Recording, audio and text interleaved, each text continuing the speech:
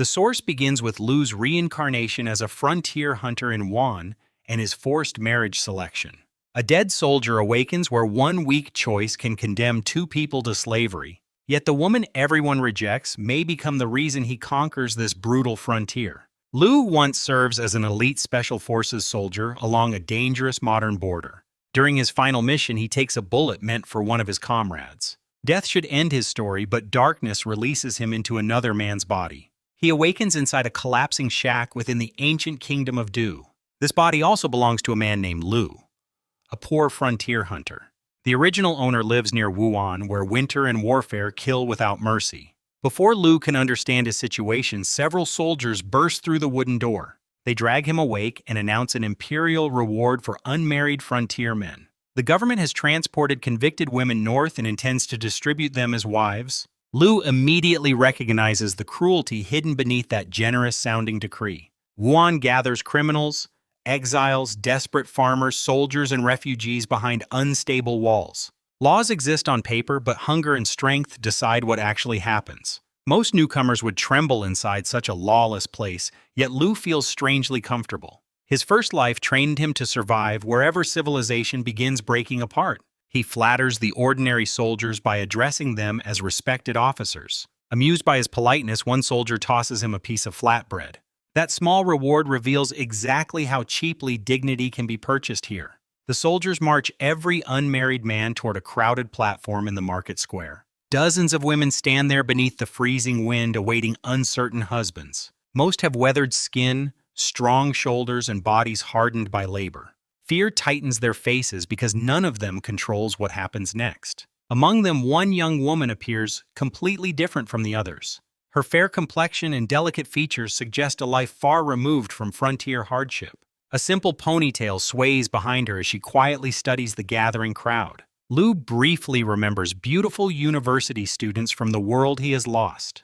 Commander Zhao Taishan then steps forward and announces the marriage conditions. Every unmarried man must choose one woman before leaving the market that day. However, the marriage comes with a terrifying requirement imposed by the imperial court. The wife must bear a child within 1 year of the selection. Failure will reduce both husband and wife to the legal status of slaves. Frontier slaves perform crushing labor and receive less protection than livestock. During enemy attacks, officials push them ahead as disposable human shields. The announcement instantly changes how every man judges the women before him. Beauty becomes worthless beside strength, endurance, and the appearance of healthy fertility. Men rush toward broad women with powerful frames and confidently choose them. Even older candidates disappear quickly because survival matters more than youthful charm. The delicate woman remains untouched, while the platform steadily empties around her. Everyone assumes her narrow frame will fail the court's brutal demand. Lu's neighbor Wu Pong notices his interest and begins mocking him loudly. He offers 100 copper coins if Lu dares marry the unwanted beauty. Other men add their own wagers, turning her humiliation into public entertainment. The young woman hears every insult, but she refuses to lower her head.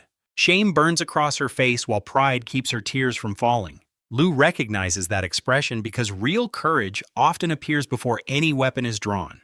Their eyes meet and surprise briefly breaks through her controlled expression. She seems to discover something unexpected within the supposedly harmless hunter's gaze. Commander Zhao grows impatient and orders Lu to choose someone sturdier. Lu ignores the commander's advice and points directly toward the abandoned young woman. His decision silences the mockery for a moment before laughter erupts again. Lu accepts their money without shame because useful resources matter more than wounded pride. He leaves the market beside his new wife, while the villagers continue jeering. Her name is Sang Yushi, though Lu knows nothing about her past yet. Yushi cannot understand the strange man who publicly protects her while casually cursing others. She does not realize that both refinement and ruthlessness belong naturally to him. Lu feels unusually cheerful because his former military life allowed little room for romance. He remembers comrades forcing him toward a dance where he immediately injured his partner's foot. Now fate has skipped every awkward courtship and placed a wife beside him. He hums an old song about a good man protecting the woman he loves. When he glances downward, he sees tears shining within Yushi's eyes. Lu briefly fears his terrible singing has already made his bride miserable. Instead, she appears moved by the gentle meaning carried through the unfamiliar melody. Her guarded posture softens and she gradually leans against his supporting arm.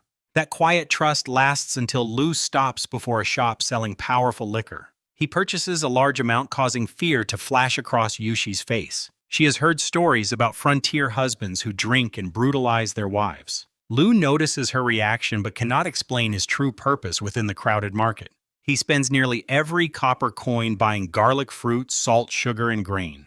He also obtains a clay pot and a knife sharp enough for careful work. Winter makes vegetables painfully expensive, yet Lu considers every item urgently necessary. They finally reach his home in Kishan village, beyond the southern city walls. The building resembles an abandoned shed more than a place suitable for newlyweds. Its roof leaks wind and the only bed consists of dirty, dried grass. Lu owns one usable piece of cloth which he spreads beneath Yushi. She notices the flatbread nearby and struggles to hide her desperate hunger. Good manners keep her hands still until Lu permits her to eat. Yushi breaks off only a small portion and leaves the larger share for him. She explains indirectly that carrying her home must have exhausted his strength. Her concern catches Lu completely unprepared after years of emotional isolation. He devours his portion quickly, so she no longer feels guilty about eating. Once reassured, Yushi consumes her share with the urgency of someone long starved. Loose strands of hair enter her mouth, but hunger prevents her from noticing. She formally introduces herself and carefully asks how she should address him. Lu reminds her that their marriage is legally recognized by the Kingdom of Du. Therefore, she may simply call him husband without hesitation or ceremony. When Yushi softly accepts that relationship, warmth spreads through his hardened chest. Lu is killed without trembling, but this simple acknowledgement affects him deeply. For the first time since awakening, he possesses someone whose survival matters personally. He then begins preparing the mysterious supplies purchased from the market. Garlic is crushed while liquor boils inside the crude clay equipment. Lu carefully concentrates the alcohol and heats the knife above the flame. Yushi watches nervously as he approaches the infected wound hidden beneath her clothing. The injury has already begun rotting and could eventually take her life. Lu explains through calm actions that the dead flesh must be removed immediately. He gives her time to brace herself because no anesthetic exists in their home. The sterilized blade touches her leg and violent pain seizes her entire body. Before Lu finds anything for her to bite, Yushi clamps onto his arm. Her teeth sink deeply while he cuts away blackened and infected tissue. Lu remains steady because battlefield medicine once made such procedures painfully familiar. He removes the decay, drains the wound, and works faster than any local healer. Then concentrated alcohol pours across the exposed flesh, unleashing even greater agony. Yushi screams while Lu holds her firmly enough to protect the injury. Neighbors hear the noise and completely misunderstand what happens inside the newlywed shack. Their insults pass unheard as Lu focuses entirely on keeping his wife alive. When the cleansing ends, Yushi lies trembling beneath a layer of freezing sweat. Lu searches for clean material, but their home contains almost nothing usable. Yushi reluctantly produces a fine white handkerchief hidden beneath her clothing. Her mother personally wove it, making the cloth one of her final treasured possessions. Lu recognizes its private significance but values her survival above delicate customs. He boils the silk, dries it carefully, and wraps the wound securely. Yushi watches with embarrassment and gratitude blending across her exhausted face. Lu next creates a crude antibacterial medicine using the remaining garlic and alcohol. Attempting to cultivate penicillin would require time, cleanliness, and equipment he lacks. One mistake could produce poisonous mold instead of anything capable of saving her. Garlic offers a safer option because its natural compounds can resist infection. Lu breaks down the cloves controls. The heat mixes alcohol and filters impurities. The process consumes hours because every tool must be improvised from household scraps. Each successful step makes him celebrate with gestures Yushi has never seen before. She observes him wide-eyed, unsure whether he is a hunter-physician or madman. Lu applies the finished extract across her wound and offers another portion orally. Yushi swallows without hesitation, showing that her trust has already become remarkably strong. Her confidence amuses him because a poisoner would hardly explain every step beforehand. Their shared laughter fades when both suddenly become conscious of their closeness. Two lonely people hold each other's gaze inside a broken and freezing home. Lu leans forward slowly, giving Yushi enough time to pull away. Instead, her eyelids close while her lashes tremble beneath the lamplight. Their first kiss is brief, gentle, and unexpectedly precious to them both. Lu assures her that proper treatment should allow the leg to heal completely. Relief transforms Yushi's expression and she wraps both arms around his waist. She cannot understand why a stranger chosen that morning treats her with such care. Lu lightens the emotion by reminding her of their one-year imperial deadline. Yushi hides her burning face against his chest while silently accepting the implication. They remain together listening to heartbeats that make the ruined shack feel warmer. Lu also realizes her loose clothing conceals a healthier figure than others assumed. However, a violent winter gust quickly destroys the tenderness of that moment. Infection has weakened Yushi and cold causes her body to shake uncontrollably. Their home has no blanket-proper bedding, fuel reserve, or winter clothing. Even Lu can barely tolerate the filthy straw despite his survival training. For Yushi, remaining there through the night could become genuinely dangerous. Snow already buries the far northern land beneath a silent white prison. Lu understands that poverty and winter cooperate more efficiently than any executioner. Fortunately, the dead hunter left behind a carefully maintained buffalo horn bow. Lu removes his worn jacket and places it around Yushi's trembling shoulders. He leaves the knife beside her before preparing to hunt on Eagle Mountain. Yushi stops him and reveals an exquisitely crafted golden hairpin. She traveled from Hessian City and knows the mountains are filled with danger. Wolves and tigers roam beneath the snow while ordinary game grows increasingly scarce. She urges Lu to pawn her hairpin instead of risking his life immediately. The ornament appears valuable and probably represents her last connection to her former home. Lu feels ashamed that his bride must surrender her dowry on their first day. Yushi gently brushes dirt from his clothing and accepts hardship without resentment. She believes their life can improve because she has chosen to trust him. Mentioning her late mother reveals another wound hidden beneath her quiet dignity. Emotion rises through the Lu until he draws her close and kisses her again. He promises through his actions that her sacrifice will never be treated lightly. Yushi watches him leave after requesting that he return before their evening meal. Lu carries the hairpin, bow, arrows, rope, and responsibility into the snow. The original hunter starved because game around Eagle Mountain had nearly disappeared. Their millet will last barely a week beneath Lu's powerful appetite. Sitting beside shrinking supplies contradicts every instinct developed during his military career. Lu once became the youngest soldier king by seizing control of impossible situations. He intends to prove that those instincts still function inside this weaker body. Near the village boundary, several older women gather beneath a leafless tree. Their gossip travels faster than official messages throughout the entire settlement. They surround Lu and demand details about the beautiful wife everyone has discussed. One woman crudely insults Yushi's reputation and questions her moral character. Lu raises his bow before the sentence has fully left her mouth. The arrowhead stops between the woman's eyes, erasing every trace of amusement.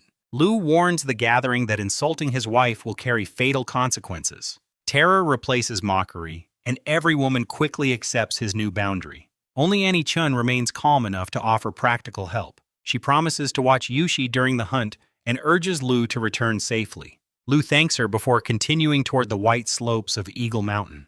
Tracks cover the lower trails because other hunters have already searched the accessible ground. Lu must travel deeper where thick snow rises nearly to his shins. Deer-hide boots protect his feet, but movement remains exhausting and dangerously slow. He cuts hard bark and binds both pieces beneath his boots with rope. The improvised snowshoes distribute his weight and allow faster travel across the drifts. Lu then tests the unfamiliar horn bow against several distant tree trunks. Its draw weight exceeds modern sporting bows and strains his recovering muscles. His first arrow misses the intended mark by several centimeters. For Lu, that minor error could become the difference between eating and dying.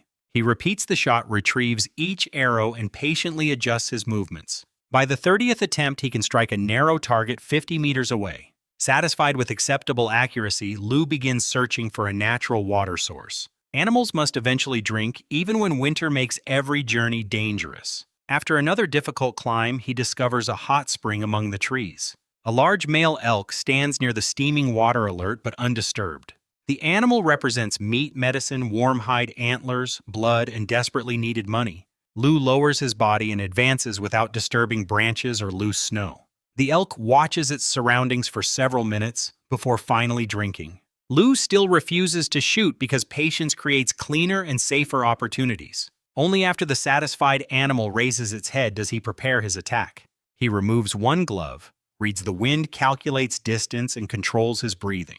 The bowstring snaps forward. His arrow crosses 35 meters and punches directly through the elk's skull. Momentum carries the dying animal several steps before it collapses into the snow. Lu reaches it quickly and ends its suffering with a clean cut. The elk weighs hundreds of pounds, providing far more food than one household needs. Lu begins planning trades until battlefield instinct suddenly screams inside his mind. He shifts left. An enemy arrow passes beside his skull and buries itself where he knelt. Lu drops rolls unpredictably and reaches the cover of a nearby tree. The arrow's angle immediately reveals the hidden attacker's approximate position.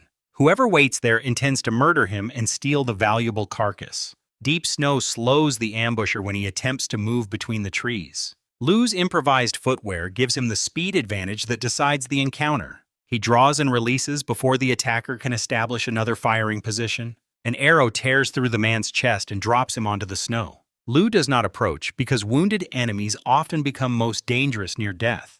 He fires several more arrows while the man struggles weakly across the ground. Then Lu circles the area and searches for additional tracks among the trees. Only after confirming isolation does he cautiously move toward the motionless body. One final arrow strikes the place where the man's heart should be. The supposed corpse growls and convulses, revealing an attempt to fake death.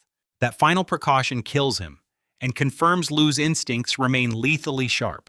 Blonde hair, blue eyes, hooked features, and leather armor reveal his identity. He belongs to Wan's enemy, the fierce nomadic soldiers beyond the northern border. Such scouts rarely cross alone, meaning other raiders may already be nearby. When this man fails to signal his companions could search toward Kishan village, Lu strips the corpse of armor, weapons, arrows, and valuable sheepskin. He drains the elk's blood to preserve the meat and reduce its weight. Some fills his container while more warms his freezing body from within. Lu pours the remainder over the corpse so wolves will destroy the evidence. Carrying the enormous elk, he begins the exhausting return journey before nightfall. More than an hour later, smoke from Kishan's chimneys appears through the cold. Relief comes briefly because the village remains intact despite the missing scout. Returning wood-gatherers spot the elk and crowd around Lu in astonishment. Some praise his hunting, while others immediately demand the location for themselves. Xiaoyang's greedy relatives propose dividing the meat and promising payment much later. Lu rejects them because empty promises cannot feed Yushi through the winter. He also warns everyone that an enemy soldier was hiding inside Eagle Mountain. Fear briefly grips the crowd before skeptics accuse him of inventing the encounter. They know trained veterans often die against even one enemy frontier warrior. Therefore, they cannot imagine the formerly timid hunter defeating such a man alone. A young girl named Hwawa runs forward before the argument grows more hostile. She explains that Annie Chun planned to organize a search after darkness arrived. Lu promises Hwawa roasted meat, unaware that danger is already approaching the village. As he lifts her heavy basket, ruthless men begin waiting beside the entrance. At the village gate, Zhangbo and several thugs inspect every returning villager for valuables. They call their extortion attacks, though no government has granted them authority. Hwawa immediately hides behind Lu while Zhangbo blocks the narrow path. Lu refuses to surrender any part of the elk and orders the bully aside. Wang Hao steps forward and makes a filthy remark about helping with Yushi. Lu answers with one open hand. The slap cracks across the village and launches Wang Hao several meters through the air. His heavy body strikes the frozen ground and rolls before stunned witnesses. Zhangbo wisely remains still because that single blow reveals overwhelming physical strength. Villagers begin cheering after years of enduring the gang's theft and humiliation. The former Lu never resisted anyone making this sudden transformation impossible to understand. Zhangbo's men hesitate between losing face and suffering the same brutal punishment. Lu advances toward them, but rapid hoofbeats suddenly thunder beyond the village entrance. Every local recognizes the sound before the riders emerge through the winter haze. Enemy cavalry charges directly toward Kishan with curved blades and powerful bows. Panic explodes through the settlement as villagers abandon baskets, tools, and relatives. An arrow strikes beside Zhangbo, sending the bully crawling away in terror. Lu grabs Hwawa and dodges another shaft aimed toward the frightened child. He pushes her toward safety and sends her to warn Annie Chun and Yushi. Hwawa obeys, despite her pale face dropping her oversized basket as she runs. Lu discards the elk and every burden that could slow his movements. He takes cover behind the ancient elm tree guarding the village entrance. One arrow flies toward the leading rider's forehead with lethal accuracy. The experienced warrior senses danger and twists his head at the final instant. Lu's shaft tears through the man's ear and opens his cheek to the bone. Blood streaks across the rider's face while rage replaces his earlier confidence. The wounded warrior realizes Lu must have killed their missing companion on Eagle Mountain. He orders his fellow riders to slaughter every living person inside Kishan. 4 mounted soldiers spread across the entrance and fire into the fleeing crowd. An elderly sandal weaver falls with an arrow buried through her back. Her life disappears in the dirt, while Lu hears a small cry behind him. He turns and sees Zhangbo using Hua as a shield against the arrows. A shaft has already passed completely through the child's narrow chest. Murderous fury floods Lu, but the charging cavalry leaves no time to help her. The nearest riders are only several meters away when he draws again. His bow bends to its limit. The next arrow punches through one warrior's forehead before any warning can save him. The dead rider falls from his saddle with disbelief frozen inside his eyes. Lu immediately prepares another shot as the remaining enemies close around him. One warrior swings downward, forcing Lu to fire without establishing a proper stance. The enemy knocks the arrow aside with his sword, scattering sparks across the snow. Another rider charges from Lu's blind side and aims directly for his skull. To the Wan people from Du are merely 2-legged animals waiting for slaughter. The warrior smiles because he believes an unarmored villager has nowhere left to escape. That smile vanishes instantly. During his forward roll, Lu draws the saber taken from the mountain scout. His upward slash cuts through leather armor bone and the rider's entire arm. Even after losing the limb, the enemy throws a desperate punch toward Lu's throat. Lu respects that savage determination but offers no opportunity for a second attack. His blade rises again and opens the warrior's neck with ruthless precision. Hot blood covers Lu's face while the body falls from the frightened horse. Only 3 heartbeats have passed since the close-range clash began. The final rider assumes his comrades will finish Lu and races deeper into Kishan. With his back exposed, the warrior cuts down helpless villagers along the road. Lu mounts an abandoned horse and pursues him through screams and scattered bodies. Xiaoyang's mother lies dead nearby after insulting Yushi earlier that day. Whatever anger Lu once felt toward her dies beside the blood pooling around her. Xiaoyang grabs a farming hoe and charges the mounted killer in grief. The Wan warrior casually avoids the clumsy strike and prepares to cut him down. Lu's arrow smashes into the descending sword and knocks it from the rider's hand. The enemy recognizes the captured horse and realizes Lu killed their missing scout. He challenges Lu to dismount and settle the battle through honorable close combat. Lu shoots him through the chest before the performance can continue. The wounded rider falls and condemns the attack as a cowardly ambush. Lu reminds him that honor disappeared when he began murdering unarmed civilians. Fairness offers no protection to someone who never showed mercy to the defenseless. Lu then gives Xiaoyang the chance to avenge his murdered mother. Hatred burns across the young man's face, yet fear freezes his hands. Other villagers briefly emerge before hiding again when they see one enemy breathing. Years of military defeat have convinced them that Wan warriors cannot be overcome. Lu understands they are not naturally weaker, only conditioned to expect helplessness. He steps forward and removes the final rider's head with one decisive swing. No lecture can erase Xiaoyang's shame when he lowers the unused hoe. Then Yushi's frightened voice rises above the grief and confusion. She limps toward Lu on her wounded leg before collapsing in the road. Lu reaches her in time and catches her against his blood-covered chest. Yushi ignores his appearance and only needs confirmation that every raider is dead. Lu assures her the enemies have fallen, though one human vermin remains unpunished. His eyes search the crowd for Zhangbo, but the coward has disappeared. Hua received the arrow meant for him, making escape only a temporary mercy. Lu postpones the hunt because wounded villagers require immediate treatment. Guilt tightens inside him since Hua waited near the entrance because of his request. He asks Yushi to retrieve the remaining garlic medicine from their home. Another woman supports Yushi while cries echo from every corner of Kishan. More than 10 villagers lie dead, and Lu memorizes the cost of the attack. He finds Hua cradled between Annie Chun and the child's sobbing mother. The little girl's voice barely escapes as Lu examines the terrible chest wound. She believes death is approaching and asks him for one final favor. Hua wants her mother and grandmother to receive some of the elk meat. Her mother's coughing once improved after eating lamb, and the child remembers that hope. The request breaks every adult watching because Hua thinks only about her family. Lu heats his knife and promises that all 3 women will eat together. A faint smile crosses Hua's bloodless face as he begins the procedure. The arrow has passed through her chest without tearing any vital organ. However, her small and malnourished body has already lost a dangerous amount of blood. Lu orders her mother to hold her upright and prevent any sudden movement. Local physicians would abandon such an injury, but his determination restores the woman's hope. He cuts away the arrowhead before pulling the shaft through in one motion. Hwa loses consciousness immediately. Lu demands boiled cloth and Annie Chun rushes forward with steaming water. He plunges his hand inside, ignores the burning pain, and grabs the clean material. The cloth compresses both openings while Yushi arrives carrying the garlic extract. Lu forces a measured amount between Hwa's lips and secures the bandages. Everything now depends upon her remaining strength and whether infection can be stopped. Lu sends the unconscious child home while his anger becomes colder than the snow.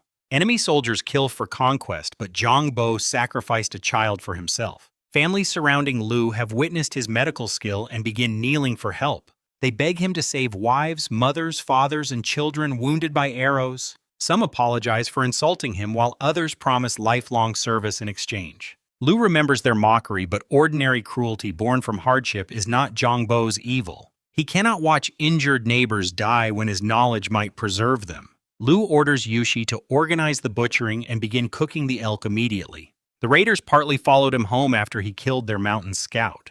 Therefore, he accepts responsibility for restoring order and sharing what he brought. Lu moves between the wounded, extracting arrows, cleaning flesh, and binding injuries. Under his direction, villagers boil water, maintain fires, prepare cloth, and cook meat. For the first time since the attack, frightened people work with clear purpose. More hoofbeats suddenly roll through the darkness. Terror shatters the fragile order as villagers prepare to flee again. Lu places another injured man down and transfers basic bandaging duties to Hwa's mother. Then he calls for every man possessing enough courage to carry a weapon. The villagers exchange nervous looks, but none immediately runs from the square. Watching Lu destroy the cavalry has cracked their belief that resistance is impossible. Standing beside him against another mounted force still demands a greater level of courage. Xiaoyang steps forward first, his grief overcoming the shame of earlier hesitation. He takes a wan saber and declares that his mother must be avenged. 4 more villagers join him after remembering wives and relatives killed minutes earlier. The 5 men are thin, underfed, and visibly trembling beneath their rough clothing. Lu accepts them because courage does not require the absence of fear. He leads the small group toward the entrance and positions them behind cover. A dozen torch-bearing riders approach while Lu prepares to fire the first arrow. If they are more enemies, running through open snow will only delay death. A voice identifies the approaching force before Lu releases the string. The riders belong to the Kingdom of Du's local garrison rather than Wan. Lu keeps his weapon raised until the correct military banner becomes clearly visible. His 5 volunteers breathe again, but Lu remains cautious about the soldiers' intentions. Feudal troops often threaten commoners almost as readily as invading enemies. The first soldier immediately demands that every villager kneel before their officer. Lu prevents his men from dropping and claims his knee was injured during battle. A corpulent young officer rides forward and studies the bodies with open contempt. Lu recognizes Zhao Ying commander Zhao Taishan's spoiled and protected son. Several days earlier, Lu caught him harassing women around the village. That humiliation has clearly remained inside Zhao Ying's wounded pride. He refuses to believe peasants could defeat armored Wan cavalry without official help. Lu mocks the unit for arriving late despite traveling only a short distance. He also questions whether Zhao Ying's soft hands can even draw a military bow. The soldiers resent the insult, yet many privately know their officer lacks combat experience. Wu Peng and the others drag 3 enemy corpses before the mounted unit. Veterans immediately recognize the leather armor and status of the dead warriors. Even trained soldiers might sacrifice dozens of men to defeat one such cavalryman. A civilian killing 3 appears less like bravery and more like an impossible military achievement. Zhao Ying dismounts and approaches while calculating how to claim that achievement.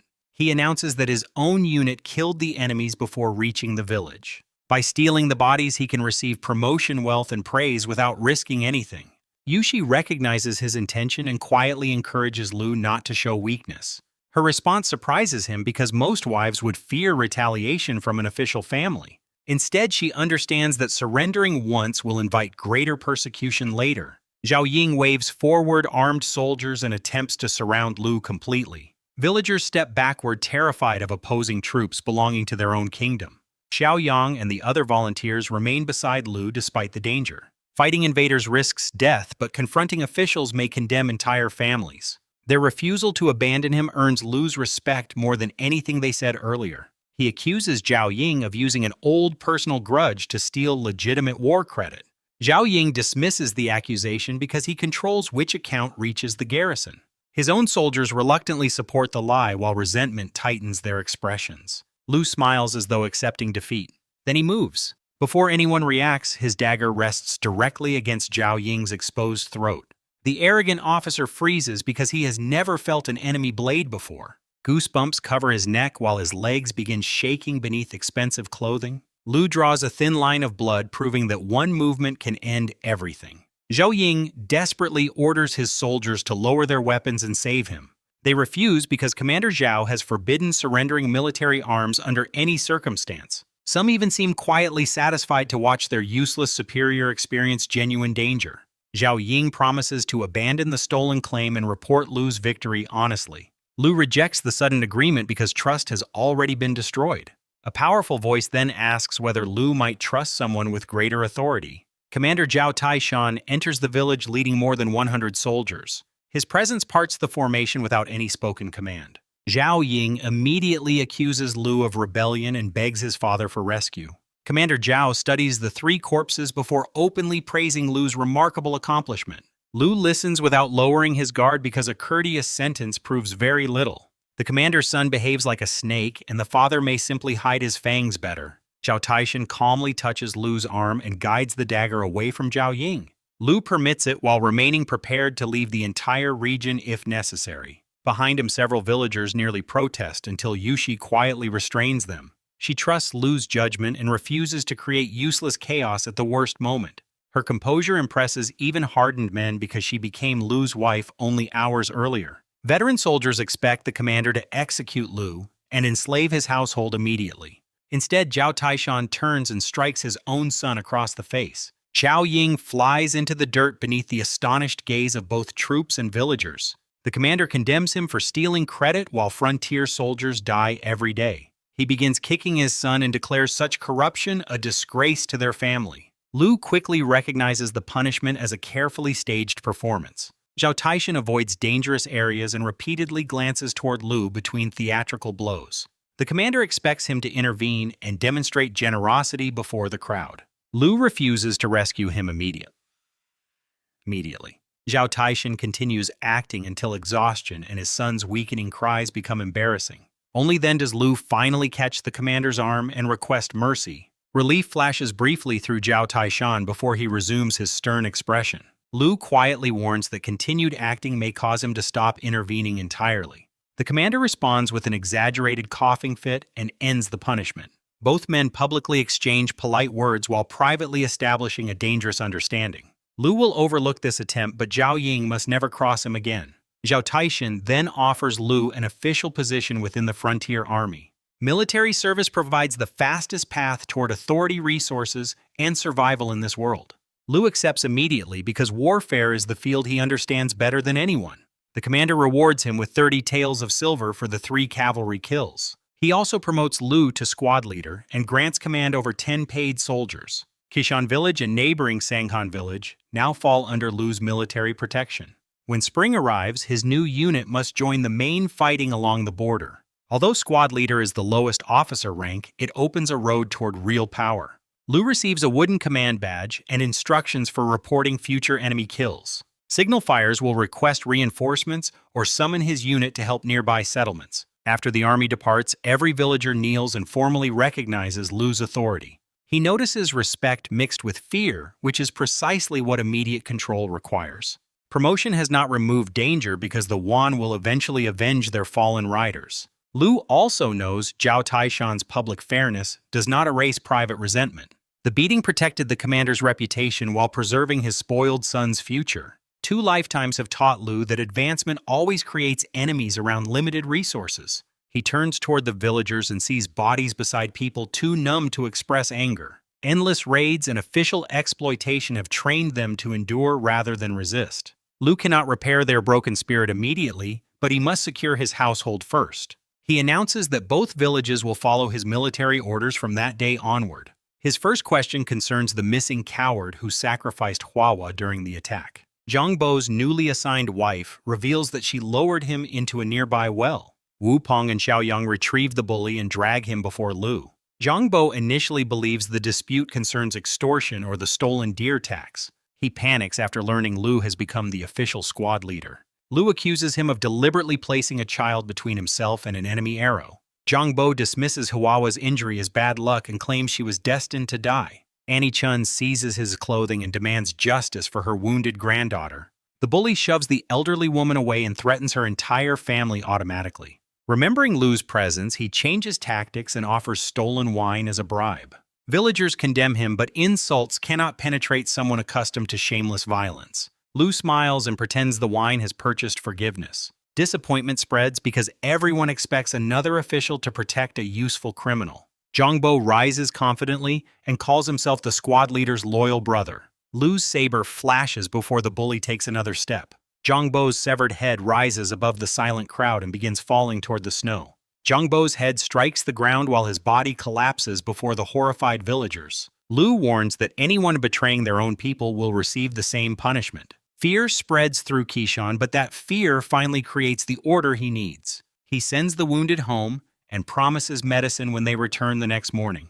Then every household receives a share of deer meat from the day's successful hunt. Hunger briefly gives grieving families enough strength to continue through the terrible night. Afterward, Yushi welcomes Lu home with hot stew and cleans the blood from him. Zhangbo's widow Yi Xingzhi arrives carrying wine and kneels before them. With no property or family support, she asks Lu to accept her as a concubine. Lu refuses but offers her food and shelter in exchange for helping Yushi. His decision moves Yushi because he places her security above his personal pleasure. Later, Lu organizes guards, horses, supplies, and the first soldiers under his command. Two orphaned brothers, Lu Yang and Lu Hu, volunteer for dangerous night watch duty. Lu rewards their courage with wages, food, and one captured Wan saber. He promises that loyal men beside him will never face hunger alone again. Returning home, Lu discovers villagers have donated cloth and cotton for a winter quilt. Their gratitude makes this unfamiliar world feel slightly more like a possible home. While sewing, Yushi reveals that her upbringing was far from ordinary. Her father once served among the Kingdom of Du's 8 greatest generals. Emperor Shundi later executed him, her mother, her brothers, and their extended household. Yushi fears that marrying her has placed Lu beneath the emperor's deadly attention. Instead of retreating, Lu declares her family's murderer his own enemy. He even promises that one day he will march into the capital for vengeance. Yushi embraces him from behind as years of hidden grief finally break loose. Beneath the moon, they perform a simple marriage ceremony witnessed only by heaven. That night, 2 isolated lives become one family inside the poor frontier shack. At dawn, Lu resumes the combat training that once shaped his former body. Yushi recognizes exceptional external technique, but notices a dangerous weakness beneath it. Lu possesses no internal breathing practice to protect his joints from accumulated damage. She teaches him the secret foundation stance preserved by the fallen Sang family. The simple posture forces every muscle inside his malnourished body to tremble. Lu endures the full practice, shocking Yushi with the speed of his progress. She realizes her husband may truly possess enough talent to avenge her family. Yushi also recreates his garlic medicine after watching the process only once. Her memory preserves temperatures, timing, and movements with almost frightening accuracy. Lu recognizes that his wife possesses intelligence as valuable as any battlefield skill. Leaving medicine production to Yushi and Xingzhi, he rides towards Sanghan village. Lu Yang, Lu Hu, and Xiao Yang accompany him as his first rough soldiers. Villagers along the road offer food because Lu treated their wounded without demanding payment. In barely one day, fear and selfishness have begun changing into trust. At Sanghan, local thug Su Fei openly mocks Lu's authority and young followers. Lu Yang places a saber against his throat and forces immediate obedience. Before the villagers gather, another armed officer arrives to challenge Lu's command. Squad leader Li Da claims Commander Zhao transferred Sanghan to his jurisdiction. His supposed order is an obvious forgery meant to deceive an illiterate hunter. Lu tears the paper apart and accuses Li Da of possessing false military documents. Enraged, Li Da draws his sword and attempts to arrest him by force. Lu's dagger reaches his throat before the officer completes his first attack. He demands to know why Lida ignored Kishan's signal fire during the raid. A teenage villager named Na Yun exposes the officer's long history of cowardice. Lida once abandoned Na Yun's father, stole his enemy kill, and claimed promotion.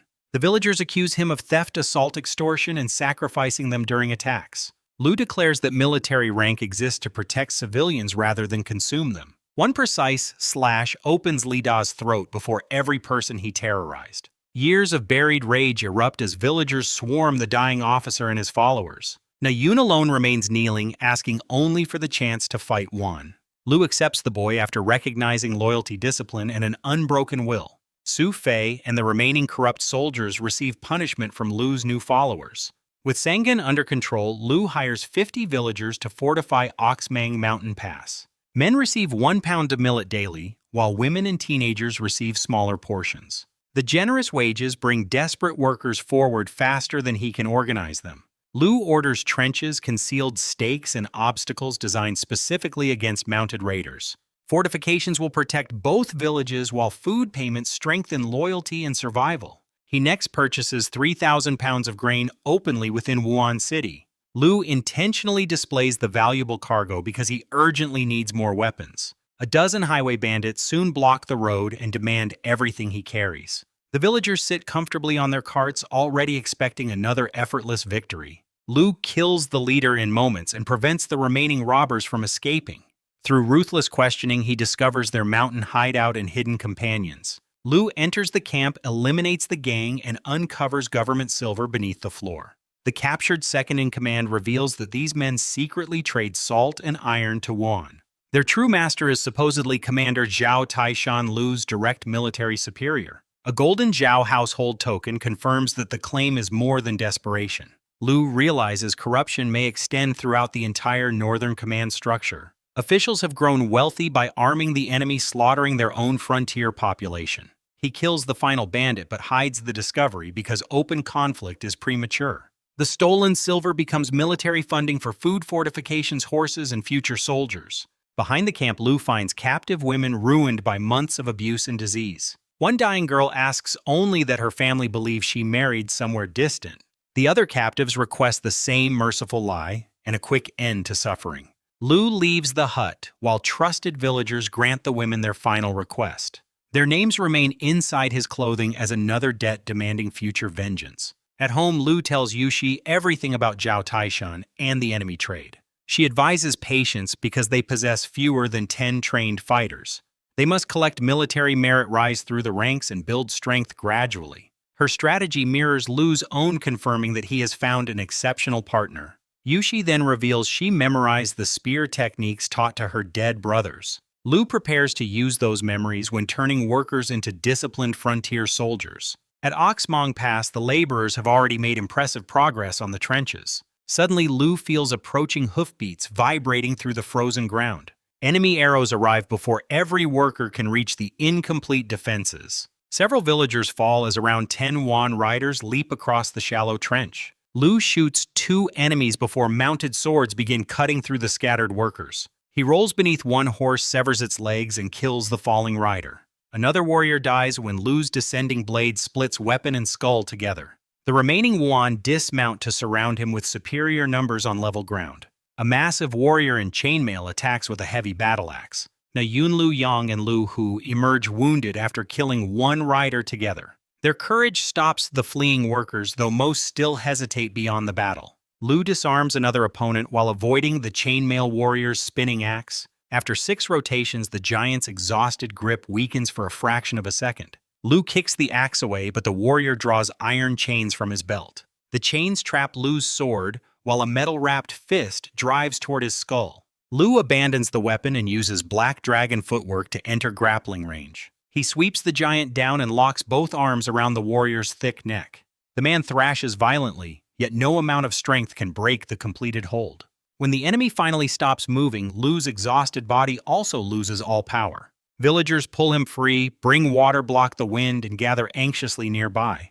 His mind remains skilled, but this new body cannot yet sustain repeated battles. Lu awakens beneath the tearful faces of Na Yun and the orphaned brothers. Their concern reminds him of comrades who once guarded one another beneath enemy fire. He praises the three boys and orders the survivors back to construction. Every family losing someone receives 50 pounds of grain as compensation. No frontier officer has ever offered such support after a Wuhan attack. The workers kneel because Lu has proven that service beneath him carries genuine value. Lu collects 9 enemy heads and rides personally toward Wuhan City for the bounty. At the southern gate, Zhao Taishan's relative tries to dismiss the heads as fraudulent. Lu forces his way past the guards and approaches the commandant's residence directly. Crowds gather around the blood-covered rider and recognize the mocked hunter from the market. Inside the estate, Deputy Commander Cloud Ao refuses to believe Lu's achievement. He orders Champion MANHWA to test Lu with a spear while Lu remains unarmed. The unfair challenge quickly reveals that the officers intend humiliation rather than verification. Lu steals a guard's saber and charges Cloud Ao instead of continuing their game. An arrow knocks the weapon aside before he can reach the seated commander. Commandant Cloud Tian enters wearing golden armor and radiating absolute military authority. He stabs his own son's thigh, breaks his leg, and removes every rank. Unlike Zhao Taishan's performance, this punishment is genuine and nearly crippling. Cloud Tian also forces the guards who remained silent to cut off their own fingers. After examining Lu's ability, he accepts the 9 enemy heads as legitimate merit. Zhao Ying rushes inside to interfere but receives house arrest and military dismissal. Lu is promoted to corporal and receives Silver Horse's armor and 50 equipment sets. 2 skilled guards, Sun Ming and Sun Kuang, are assigned beneath his command. Lu knows they are intended as spies, yet he personally treats their severed fingers. The brothers have served for years without anyone showing them simple human concern. Returning to Qishan, they witness warm homes, paid workers, and villagers greeting Lu joyfully. His leadership has transformed a violent settlement into something resembling a community. Lu trusts the Sun brothers with guarding grain weapons armor and precious supplies. They admit their spying mission, but he encourages them to report honestly anyway. That unexpected trust begins breaking the fear binding them to Cloud Tian. Soon both men swear that Lu is the leader they genuinely choose to follow. Lu places them at Ox Mang Pass, where workers continue expanding the defenses. Nayun displays natural tactical ability while explaining trench improvements to laborers. Lu encourages his ideas, giving the neglected boy confidence for the first time.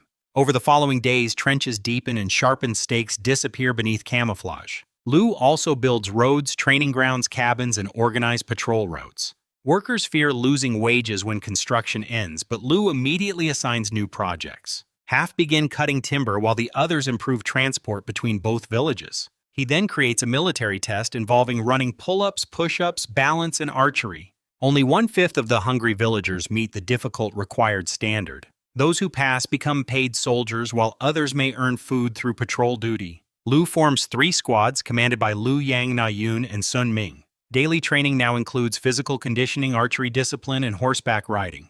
27 men begin transforming from desperate farmers into an organized fighting force. Before Lu can investigate Zhao Taishan's smuggling route, villagers bring alarming news. Armed men have entered his home with a false warrant and surrounded Yushi. Lu gallops back and finds wounded neighbors lying throughout his courtyard.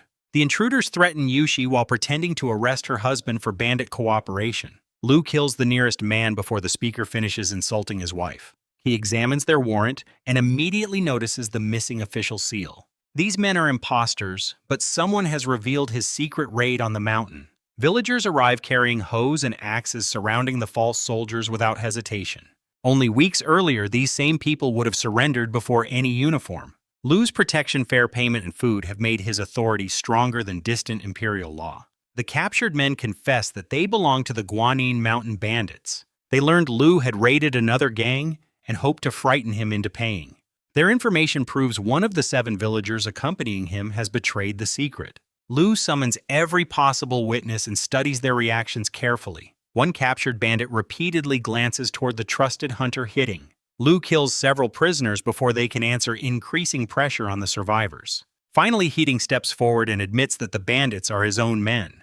The quiet hunter is secretly the feared leader, responsible for dozens of murders. He claims poverty forced him to prey upon travelers and defenseless families. Lu rejects the excuse because every reward he possesses was earned through personal danger. Whitting suddenly fires a hidden sleeve arrow directly toward Lu's head. Yushi throws herself forward to shield her husband before considering her own safety. Lu has anticipated the betrayal and removes both of Huiting's hands instantly. The traitor reveals that jealousy over Yushi motivated his reckless attempt. He wanted her at the selection but lacked courage to claim her publicly.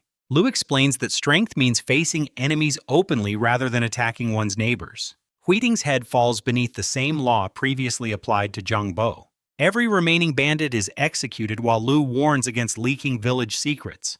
He publicly rewards those who defended Yushi, proving loyalty brings visible benefits. That same night, Lu and the Sun brothers attack Guanyin Mountain's remaining hideout. They clear a cave full of drunken bandits but discover almost no ordinary treasure.